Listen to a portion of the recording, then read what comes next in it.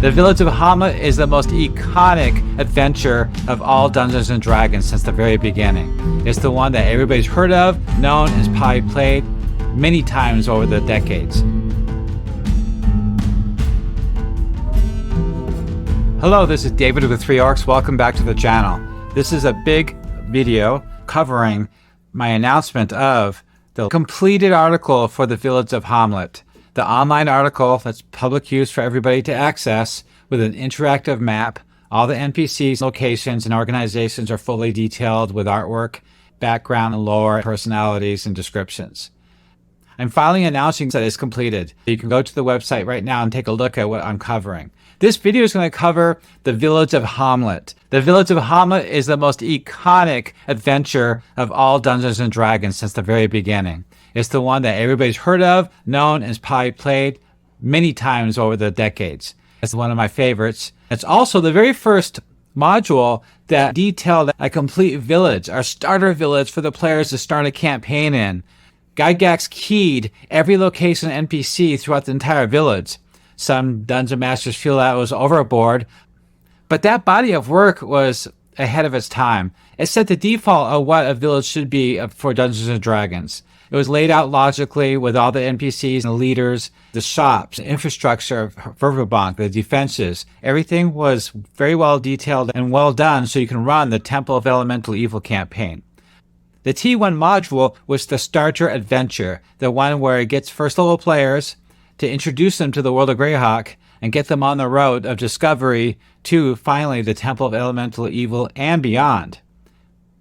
What was great about those modules back in the day is the modules themselves flushed out the World of Greyhawk. The box set of Greyhawk described each of the countries and major rulers and populations of the world.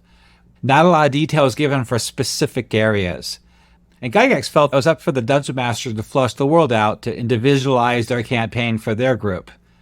But to help out the Dungeon Masters, the individual modules flushed out the local areas of the world. And the Village of Hommlet is a perfect example of that. The Temple of Elemental Evil flushed out 2 villages, actually. It was the Village of Hommlet and Nulb. And it showed what was in the area around those 2 villages, so you can actually run a campaign in. Since then, the world has greatly been expanded, especially to the Living Greyhawk era, where they actually added a lot of towns, roads, and details to the individual areas, and much more detail to the regions of the map. If you read the modules, almost all of them, Gygax will state that he expected the Dungeon Master to flush out the world, to add more to it, to expand it. He mentioned that quite strongly in the Temple of Elemental Evil module, because he stated in an interview that if he were to flush out the Temple of Elemental Evil module the way it should be, the publication will be over 1,000 pages. The module will be too large to publish. So that's one of the reasons he stated that it's up to the Dungeon Master to flush out the rest. And that's what I've been doing with my project. My project is the Verbobonc Campaign Guide 576 Common Year. Because I run my campaign in 576 Common Year because that's the default timeline for running the Temple of Elemental Evil. And what I've done is I keyed every village, every town, every NPC, shop, organization, lord, ruler, military, all within a 500 square mile area. I'm proudly to say that the entire city of Verbobonc is done. You can go to that website, click on any shop, any NPC, and you'll see a full description of their lore, their background, their personality, their description, even things for sale. Shir Nob is completed, the gnome town of Shir Nob, which is about 10 miles south of the Village of Hommlet. 10 miles north of Hommlet is Sinega Valley. That's completed as well with an interactive map. So you can click on a building and it'll pop up the article. 10 miles farther north is Etterboch, and that's completed. And then 10 miles to the east of Etterboch, which is southeast of the city of Verbobonc, is Penwick, and that has been completed. And the city of Verbobonc is done. I also tackled Mole to the west. I didn't treat that as well as I did these other villages because my players never go that direction. But I did show some love to that village in case you traveled through there, like the tavern there. I have some other Dungeon Masters working on other locations in the area. I have somebody working on Rhinehurst. Hopefully that's done soon. After this, I'm going to start tackling more of the towns in the Gnarly Forest. Then after that, the Wild Coast. I had the main article of the Wild Coast done. I just need to start working on the actual cities and towns there. This epic version of the campaign of the Temple Elemental Evil isn't just running the module from the pages. Gygax never intended for that to happen. He stated there very specifically in the module that's up to the Dungeon Master to expand it, to broaden the scope of the module. It would be too large if he were to do it. So that's what I've done. In the module, he keyed the 4 locations in Nulb. I've expanded all of them. I just haven't gotten to there yet. After the Village of Hommlet, I'm going to tackle Ostwerk on the southern border of Selene. Then when that's done, I'm going to go to Nulb, and I'll finish that, get that up online. Then I'm going to start tackling the villages around the Gnarly Forest. I'm not going to take on any of the adventure modules yet until the infrastructure is built. All the villages are created, all the NPCs are out in the world. That way, on the website, they all interact and they can all be linked together so you can actually create a great session report or a story based on these locations and NPCs that exist on the website in the world. That's the goal of this whole project. This campaign is complicated. It's equivalent to the Game of Thrones meets Temple of Elemental Evil. There's a lot of players in this campaign. There's a lot of lords, a lot of nobles, a lot of organizations working with the temple. It's like layers of an onion. You start off the outer layers, like bandit activity in the world, figure that out, and then you start peeling back these layers. So the campaign finally winds down to the core of the Temple of Elemental Evil.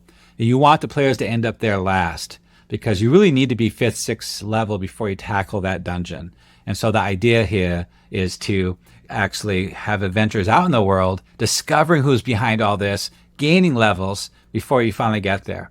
Now, the Village of Hommlet is completed, so the players can go there and start adventuring. I've also created like a dozen side quests there. That way the players can actually gain experience points before they tackle the moat house. In my experience, most groups fail at the lower levels when they take on Lareth. That battle is way too overwhelming, too overpowered for a first level party. You really want to try to get them to 3rd level before they take that on. At least 2nd level. So I give them plenty of adventure before they get there. And I'm very stingy. I'm old school with my experience points. I don't give a lot. So it takes a while to level up. Like 6 sessions on average per level. So, they need to have a lot of adventure going on before they take on Lareth. You probably want Lareth to get away anyway because that'll make the campaign more dramatic. You need the players so they don't get slaughtered or captured. A good dungeon master can wing that and flip it to make it more interesting. But the point is you really need to get the players to go up levels. So I keyed the Village of Hommlet to be a home base for the players so they can branch out in the world. So let's go ahead and take a cursory overview of my work on the Village of Hommlet. D&D had a huge impact on my life. I started playing in grade school after Star Wars came out in 1977, where I started a gaming club that led to D&D. At the time, I would be found in a classroom, keeping my head low, buried in a fantasy book. The D&D Blue Box set changed and consumed my life. Quickly after that, I bought the AD&D Player's Handbook by Gary Gygax, which had a massive influence on me. I highly recommend these books to read. Rise of the Dungeon Master, Gary Gygax and the Creation of D&D by David Kushner and Corinne Sadmi. This graphic novel is a quick read, and it is a brief glimpse into the life of Gary Gygax, the creation of D&D, the controversy, and the effects that the game had on pulp culture and many lives that it touched. The next book is Empire of Imagination, Gary Gygax and the Birth of Dungeons & Dragons by Michael Whitwer. I found that this biography is a series of fictional vignettes about events in Gary Gygax's life, loosely connected by nods at context, which is more of a inspired by true events story than an actual biography. And the last one is Of Dice and Men, the story of Dungeons & Dragons and the people who play it by David Ewalt. This was a fun read about the history of Dungeons & Dragons. The author injects that some scenes from one of his own D&D campaign, which I liked, but sometimes it strayed a little bit too far from the subject and covered a lot other role-playing games. I was really happy to identify with a lot of the scenes in this book, and not just from playing the game. You can find my affiliate links down below.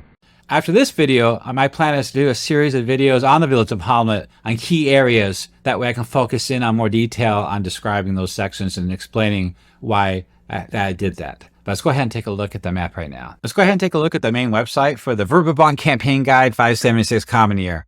Now, I want to remind everybody again, a lot of these things I keep saying from video to video, but with the Hommlet video being so prominent, it'll probably get a lot of views. People that's never been to my channel before, and you haven't heard everything I've commented on in the past, the specifics of this campaign, the details of why this is all put together and what the use is for. I want to start off right off the top, real quick, again, that this is more like the epic version of the Temple of Elemental Evil campaign. It's the epic campaign of the module. It's not just running the module from the pages.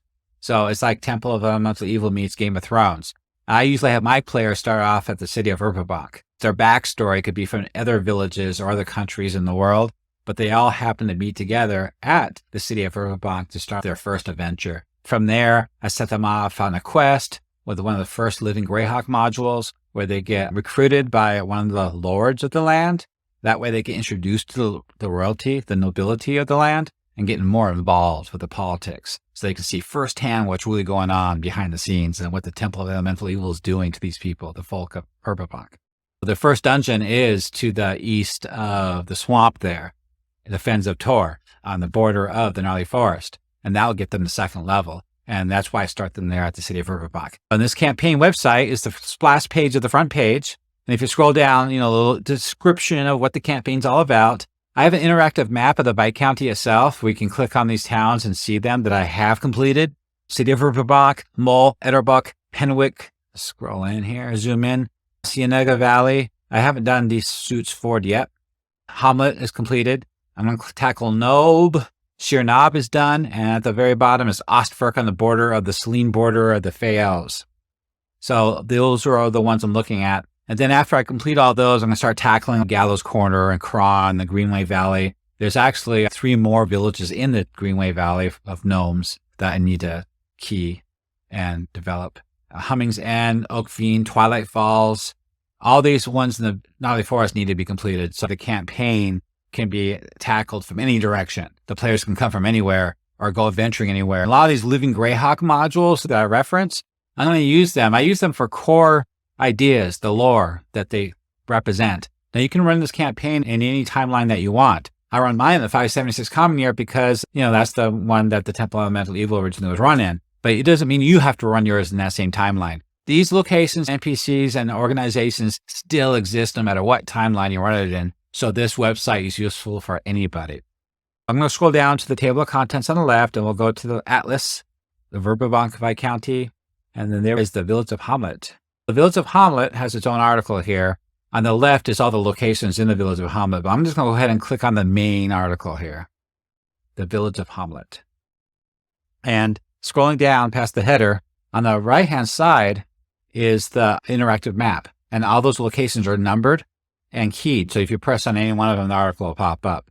The front splash page of the Village of Hommlet, the main article, explains what the Village of Hommlet is in a very laid out, straightforward manner. I took my cues for formatting from Old School Essentials, where everything is fairly brief and to the point with a lot of bullet points. So it's highly referenceable in the game at the table. That's a huge difference because old school stuff, people that wrote a lot of these articles over the years from a long time ago, it was just a wall of text. Great writing, great information, but to reference it at the table is almost impossible. So you really need something. You need to take great, elaborate Dungeon Master notes to prepare for a good campaign. To be prepared, you have to take notes in any way, shape, or form, right? Well, mine happens to be online. I consider this entire website more like my DM notes because I run this campaign with these website articles in front of me on my laptop, so I can reference them quickly. And as you can see, there's a lot of interactive keywords like the Gnarly Forest. If you put your cursor over it, it pops up an entire article for the Gnarly Forest. Now, anything that pops up is a brief version of that article, as you can see. At the bottom, I can click on Read Full Article, and it'll take me to the article with all the artwork and extra stuff. There's other things, like the sidebars has more information. In this article, Village of Hommlet, we have a history here about the link to the Battle of the Emerald Meadows. I created a song for that too, so you can go ahead and listen to that and play it. If you're you can play that song for your players. And at one of the welcome events, they'll have a bard come in, start singing the song, and the veterans of the war will stand up with their hats off. Maybe some of them are crying, who knows. But they are very solemn while they listen to the song of the Battle of Emerald Meadows. A little blurb about the geography, what it's like in the area. Now, most of the artwork is mine. I use some artwork because I felt like it was iconic enough to really recognizable to be used in the article. I try to steer away from that, even though I do follow the Wizards of the Coast fan content policy, which allows you to do this as long as you don't sell it or put it behind a paywall. So everything I do is free. I post everything up for free. I post it on Facebook. I post it on my Patreon. You don't have to be a member. You just go there and download it. I got maps you can download, menus for the inns, things like that. I offer it to my Patreon members and for free on Facebook and my Discord channel. All the basic information for this Village of Hommlet is here on this main article. This is things like society and culture, government and laws, the key government figures. Now, the original module didn't name a lot of the NPCs in the different locations. There just wasn't a name for that farm or that shop. The key characters were named, the ones that have a lot to do with the campaign, adventure, the quest, but a lot of them were not named. So over the years, many Dungeon Masters have done that. One of the people that's done this was Greyhawk Rebooted, 576 Common Year. So I talked to him for quite a bit, and we collaborated to the point where he could let me use his work to help flush out Hommlet. And I noticed he changed quite a few things, not really in line with the original material. That's the goal here, really important. I follow as closely as I can all the lore to the original material. Anything more than that is expanded information from previous work of other Dungeon Masters like Greyhawk Rebooted. Now, if there's anything that's totally, I don't use anything that actually changes original lore. The key word is expand, because Gary Gygax in all his modules, he states that quite often, that he expects the Dungeon Master to expand and explore the world around them to bring the campaign to life. He even says that in a G3 module, very specifically, that you're to expand that module and make it more than it is. You don't run it just from the pages. Even though the Village of Hommlet was done very well, it still can be expanded, like side quests. And also, all the NPCs weren't named. And a lot of the NPCs, they don't have backstories, personality, descriptions, their families. All that wasn't done. Now, I'm not saying you need to have all this stuff to run a campaign. A lot of Dungeon Masters can just wing it. But it's very useful. If you're backed into a corner and you're stuck for what to think, like the players happen to go up to that farmhouse and they know there's cows there, and you know that they worship the old faith or something. But it'd be nice to have a little bit more information and some artwork to go with it, don't you think? So that way you can reference it real quick. And then maybe that'll help you. You don't have to hesitate. It depends on how well the Dungeon Master is doing, right? But anyway, what I'm saying is this stuff is useful. I named Elder Kenter, the village leader. He's also Justice of the Peace. And he's at location 27, the Elder Manor. The Walled Manor House was the original name. Another thing I did change, though, is the names of the buildings, the locations, because they were too vaguely descriptive. They weren't very useful, especially if you want to reference something at a glance. And that's what's great about this interactive map I'm about to show you. So I went ahead and renamed some of them to be more specific. Lord Byrne and Lord Rufus, of course, they weren't really lords at the time of the 576 Common Year, but I want to make sure this was useful for other Dungeon Masters and different timelines. Their articles are all here too, a separate article for every NPC in the campaign. You can reference them in any session reports, which is really cool. And artwork too. So you got Lord Rufus, Canon Turgeon, the cleric of this Church of St. Cuthbert. He has his own article. Jaru Ashstaff. So these are the leaders here.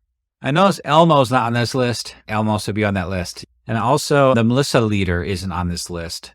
The Melissa leader is Elmo's dad. This is a good example of referenceability. Who is the Melissa captain and where is he located and who is he related to? You actually have to go to that location in the module to figure that out. Can you imagine trying to remember that in the last second, at the last moment, when you're trying to run a campaign, you're middle role playing, you're at the Inn of the Welcome Wents, you're talking about turning in bandit heads for a reward? Byrne and Rufus would give 5 or 10 gold pieces per head for bandit heads. And Elder Kenter would too, the village leader, but so would the Melissa captain. You know, that kind of stuff comes up. And it's really nice to be able to have that referenceable. So the politics is here too. Lately, is the withdrawal of the mounted borderers, which is the Viscounty's forces that patrol the borders of the Viscounty. Viscount Wilfric ordered them back out of the Crown Hills, protecting the Gnome Valley, the Greenway Valley of the Gnomes, which includes the area around the Village of Hommlet and Shirnav. So now there's no mounted borderers patrolling these lands. Bandit activity is at an all-time high. The merchants are complaining. People are moving away. It's awful. And the whole kingdom knows about it. And that's why the players end up coming down here, because of the opportunity for adventure and to find out where these bandits are coming from. Who's behind them? Who's organizing them? So that's going on. And I list it here too. Military withdrawal, bandit threats, gnome-human tensions, the political problems that the temple elemental evil is really behind. All this stuff will come up in future articles that I will write based on a lot of the Living Greyhawk stuff that I use for reference, because a lot of stuff's really good. That stuff flushes out the world. Some adventurers from Living Greyhawk might not be suitable or as good, but some of them are really good. I mean, they really flush out the area, what's going on. It's great. So I'm using that stuff as inspiration to create this campaign world. But like I said before, I'm laying the foundation. I need to get these villages done. Then we can move on to actual adventures and dungeons. The religion points out that in this town, which is kind of odd, there's only two faiths, St. Cuthbert and the Old Faith. The Old Faith isn't just one god, though. There's a number of gods of the Old Faith, and the Old Faith has their own article. Everything you want to know about the Old Faith is in that article, so you can reference it immediately at the table. It talks all about their holy symbols and everything. I created all the gods and holy symbols for Greyhawk. They all been redone. Not because I didn't like the old artwork. Some of it was lackluster, some of it was good. But there was a lot missing too. There's whole gods with no picture or holy symbol for that god. So something had to be done. You don't have to use it in your campaign, but sure, it's nice to have that stuff. So I put a lot of work into it. I hope you like it. Any of my work is work in progress. That's what my Discord channel is for. I got people, a lot of Dungeon Masters in there helping out. They review stuff, they write stuff, they create stuff. We work on it together. If they find something wrong, they point it out, and I go and edit and change it. That happened today. I got the inverted Y for the Elder Elemental God holy symbol wrong. I put it right side up. It should have been like this. The triangle is supposed to be upside down too. Anyway, I flipped it today, and I put it back on Facebook, so everybody should be happy now. So military, it talks about the Melissa captain, Captain Zeb Fletcher. By the way, Elmo's last name is Fletcher now, because that's his dad. And that's the name of the farm. It all works out really well there. I didn't create a separate article for Zeb himself. I probably should, because I did it for everybody else. I don't like creating separate articles for non-player characters, like a farmer's wife or something. It's a waste of space. Description of that person, that character in the main article for that location is good enough. I do put personality, description, and background and lore in those articles, just not a separate article. You'll see that in a moment. The key military figures, Byrne, Rufus, Zeb, and Elmo. The current events that's going on, the rise of banditry, gnome-human tensions, economic strain, community response, and a conclusion to this whole thing. So that's all useful. On the right-hand side, at the top is the interactive map. Down below, now this is Jared Blando. That's his map. And I put a link to his website so you can buy it from him. He gave me permission to use his map. Scrolling down some more are the notable figures. Byrne, Rufus, the Elder, Canon Turgeon, the Druid Jaru, Captain Zeb Fletcher, and the Elmo, with a link to Elmo in there too. So Elmo does have his own article, of course, with his own new artwork. A lot of these articles, I put little catchphrases and dialogue in there to help the Dungeon Master, kind of like flavor text. Below that are adventures and point of interest, just a brief points of what this is all about, like the Moat House, the Temple of Elemental Evil, and bandit hideouts in the area. Also, I listed the 2-story tower for Rufus and Byrne. Below that, the locations are listed. So every location on the map is also listed here in the main article on the right. Above that, though, is a Hommlet local side quests. Now, this is something I'll make a separate video about, because I wrote all these side quests for the area. That way you can interact with the player. It'll bring Hommlet to life, and it'll help you interact, getting to know the local NPCs of Hommlet. Now, below the included locations here is more. The owning organization is the Viscounty of Verbobonc itself. They have its own main article with all the towns. There's sub-articles within that article for all the towns and villages. And then below that is the related plots. Now, I put that here so you can instantly reference them. Now, one of the plots, by the way, at the very bottom, there's 2 of them. One that I wrote which is the prelude encountered on the road to Hommlet, where they get jumped by bandits. I got that inspiration from Goodman Games. But actually, they got the inspiration from another dungeon master. It's not a new idea. And then the other one is Journey to Hommlet from Narwhal. That one is by Joseph Bloch of Greyhawk Grognard. I talked to him quite a bit about this campaign, and we discussed things. He gave permission for me to link his module, which is under the Wizards of the Coast fan content policy, to link in this campaign so that way players, dungeon masters, can go there and download his module to run. That one is about starting the campaign from the Wild Coast in Narwhal. The players get hired by a merchant caravan to help protect them through the gnarly forest to the village of Hommlet. And that's what that entire adventure is about. So you have a couple options to start your campaign to get to Hommlet. We're going to go ahead and click on Open Full Size on the right-hand side. That one shows you the full map of Hommlet. So let's go ahead and take a look at the big picture here. Okay, this is the map from Jared, and he gave me first permission to use. And I like the map a lot. It's hand-painted, and it's artistic. It's not simple VTT map. And I think it adds a lot of interest to the campaign. It makes it come to life more. Every location is keyed, which puts me to shame because all other villages I've only done like 25 to 27 locations that are keyed. There must be 100 buildings in each of these villages that I created. The other maps, like Penwick, but I only keyed the first 25 of them, the main ones. I left it up for the Dungeon Master to key the rest if he needed to. I didn't number them. So Hommlet, every single building is keyed. So what goes on here is the numbers easily to be able to look at this map simply. Then you hover your cursor over the number there, and it pops up a description of what that location is. And then from there, you can actually click on it to open that article. The first click opens the article on the left. It's a shortened, abbreviated version. A lot of my articles start with flavor text to help the Dungeon Master roleplay more. And if you scroll over to the bottom, past all that stuff, you'll see that there's a link for read full article. So you can bring it up on the full page here, and I'll show you that right now. This is the Inn of the Welcome Wench. I commissioned some of this artwork, and some of it I've done myself. That one on the right is commissioned.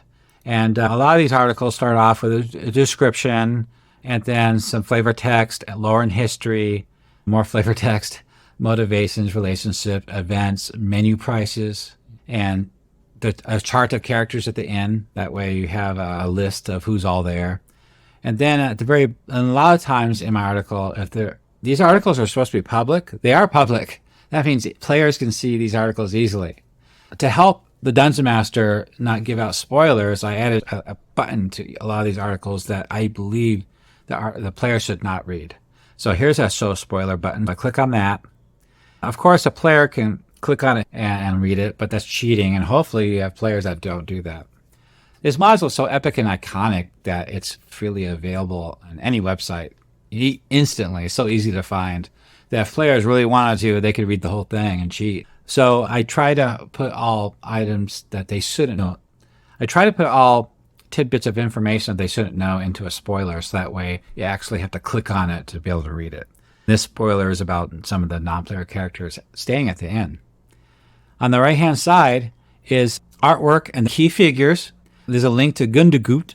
He has his own article, too, about him and his family, and some more artwork. Below that is a list of the inn staff. I didn't make separate articles for each of the staff members. I only do that if it's really important. Notable characters below that, the characters staying at the inn, and they have their own articles. Those NPCs are very important to the campaign. I have a list of poor meals, common meals, and good meals. Those links are just generic links to food. If you scroll very past all the plots, these plots are related to this location. So I created like a dozen plots. These plots actually refer to this location as well as other locations. They'll pop up in those locations too. There's images from Greyhawk Rebooted. At the bottom, I've created these menus myself. Let's go ahead and click on one. So these menus I created myself, and these are custom, unique Greyhawk flavored menus. A lot of these recipes on the menu is canon with Greyhawk from different modules, even Live in Greyhawk as well. And I want to make sure that I stay faithful as much as I can. Like I said, if you guys spot anything, let me know so I can correct it.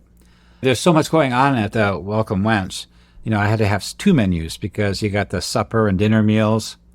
And then you also have, and then the other menu was for wine and drinks and the prices for the rooms.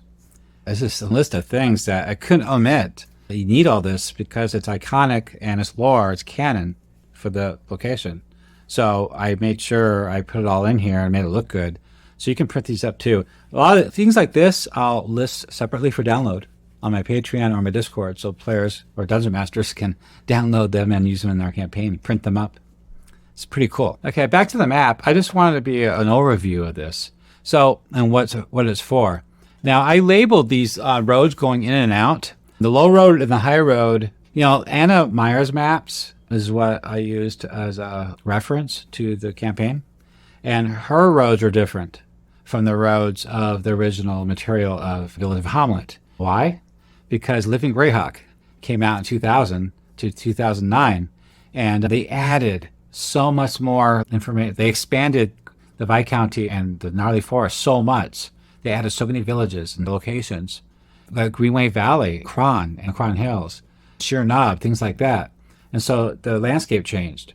Anna Myers followed that in her when she actually made her map. And that's the reference I use. I don't reference the old original maps because they're not up to date to what Anna Myers have done. And so that means these roads are wrong compared to that kind of work. I have to because I'm using those Living Greyhawk modules. You gotta remember, I'm not just running this module.